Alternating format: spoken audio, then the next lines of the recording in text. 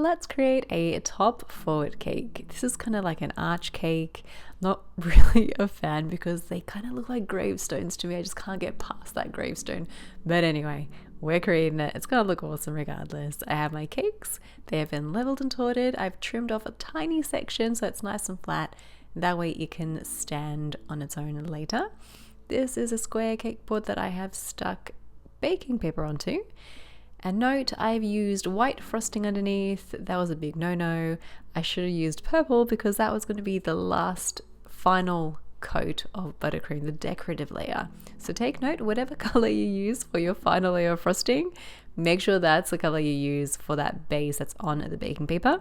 Make it extra thick, and that way you can skip the crumb coat. You know you're not going to get any crumbs showing through because it's nice and thick. Apply your cakes as you normally would. So I've reserved the caramelized side for the very last layer and the very bottom layer.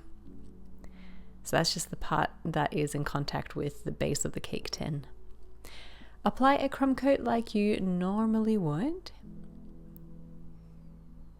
Just going around at the sides. And then I'm going to start to smooth everything out.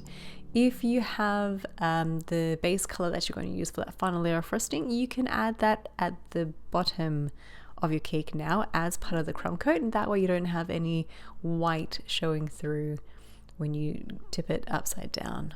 Into the fridge she goes for at least 20 minutes to set, and then apply that final layer of frosting. This is buttercream I tinted purple. I like to start at the top, then work my way around the sides and smooth it down. Square cakes or any cakes that have corners, they're a little bit difficult to get sharp, so I like to run my scraper, as you see here, from outside towards the middle, outside towards the middle, and that way you're constantly reinforcing that sharp edge. See here, I've gone over it a few times to create a lip. So long as you have a lip, you have the potential to create a nice sharp edge. I want that frosting to protrude up and over the sides, and then I can cut it in towards that center of the cake, turn my scraper around, go across the other side, so the opposite way, and you can see just how quickly those edges formed. You can continue to do that until you're satisfied with the look, and then you can remove that top layer of frosting of the lip. Then we can tip it upside down on some baking paper again, and this is just going to protect it from mucking up. From there you can smooth out the edges. Remember, I started with white, so I had to do this twice. But that's basically how you would remove that baking paper. Once you're ready to pop it upside right, add a little bit of buttercream to help stick it.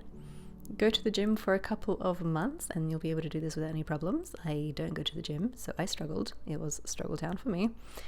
And then you just kind of push that cake right to the middle of the cake board if it's slipped. And that is your canvas for the arch or the gravestone style cake. I'm going to go ahead and add a stencil design to the front. So this is just some buttercream. I'm holding the stencil down with my hand until I have enough buttercream on there that the buttercream alone can anchor the stencil. I'm going to make it super thin, so I've taken a scraper, just running it across until I see the outline of my stencil.